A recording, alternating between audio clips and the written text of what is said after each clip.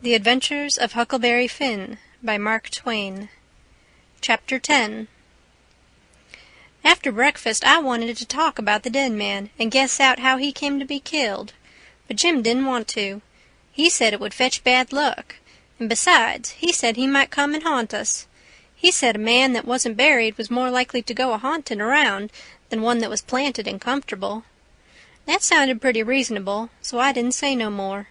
But I couldn't keep from studying over it and wishing I knowed who shot the man and what they done it for. We rummaged the clothes we'd got and found $8 in silver sewed up in the lining of an old blanket overcoat. Jim said he reckoned the people in that house stole the coat, because if they'd knowed the money was there, they wouldn't 'a' left it. I said I reckoned they killed him too, but Jim didn't want to talk about that. I says, "Now you think it's bad luck, but what did you say when I fetched in the snakeskin that I found on the top of the ridge day before yesterday? You said it was the worst bad luck in the world to touch snakeskin with my hands. Well, here's your bad luck. We've raked in all this truck and $8 besides. I wish we could have some bad luck like this every day, Jim." "Never you mind, honey, never you mind. Don't you get too pert. It's a-comin'. Mind I tell you, it's a-comin'." It did come, too. It was a Tuesday that we had that talk. Well, after dinner Friday we was layin' around in the grass at the upper end of the ridge and got out of tobacco. I went to the cavern to get some and found a rattlesnake in there. I killed him and curled him up on the foot of Jim's blanket ever so natural, thinking there'd be some fun when Jim found him there. Well, by night I forgot all about the snake, and when Jim flung himself down on the blanket while I struck a light, the snake's mate was there and bit him. He jumped up yellin', and the first thing the light showed was the varmint curled up and ready for another spring. I laid him out in a second with a stick, and Jim grabbed Pap's whiskey jug and began to pour it down. He was barefooted, and the snake bit him right on the heel. That all comes of my being such a fool as to not remember that wherever you leave a dead snake, its mate always comes there and curls around it. Jim told me to chop off the snake's head and throw it away, and then skin the body and roast a piece of it. I done it, and he eat it, and said it would help cure him. He made me take off the rattles and tie them around his wrist, too. He said that would help. Then I slid out quiet and throwed the snakes clear away amongst the bushes, for I warn't going to let Jim find out it was all my fault, not if I could help it. Jim sucked and sucked at the jug, and now and then he got out of his head and pitched around and yelled, but every time he come to himself he went to sucking at the jug again. His foot swelled up pretty big, and so did his leg, but by and by the drunk begun to come, and so I judged he was all right, but I'd druther been bit with a snake than Pap's whiskey. Jim was laid up for 4 days and nights. Then the swellin' was all gone, and he was around again. I made up my mind I wouldn't ever take a holt of a snakeskin again with my hands, now that I see what had come of it. Jim said he reckoned I would believe him next time, and he said that handling a snakeskin was such awful bad luck that maybe we hadn't got to the end of it yet. He said he'd druther see the new moon over his left shoulder as much as 1,000 times than take up a snakeskin in his hand.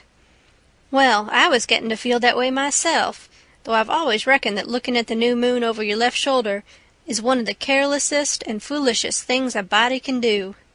Old Hank Bunker done it once and bragged about it, and in less than 2 years he got drunk and fell off of the shot tower and spread himself out so that he was just a kind of layer, as you may say, and they slid him edgeways between 2 barn doors for a coffin, and buried him so they say, but I didn't see it. Pap told me.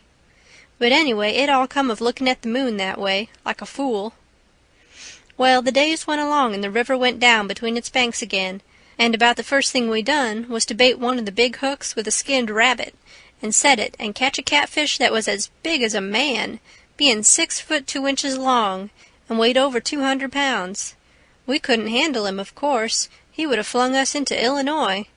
We just set there and watched him rip and tear around till he drownded.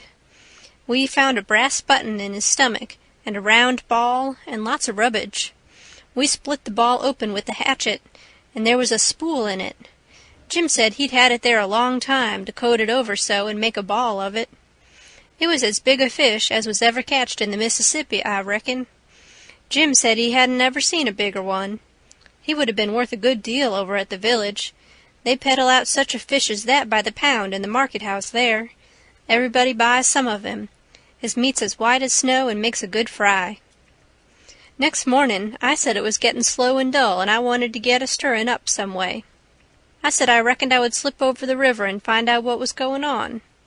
Jim liked that notion, but he said I must go in the dark and look sharp.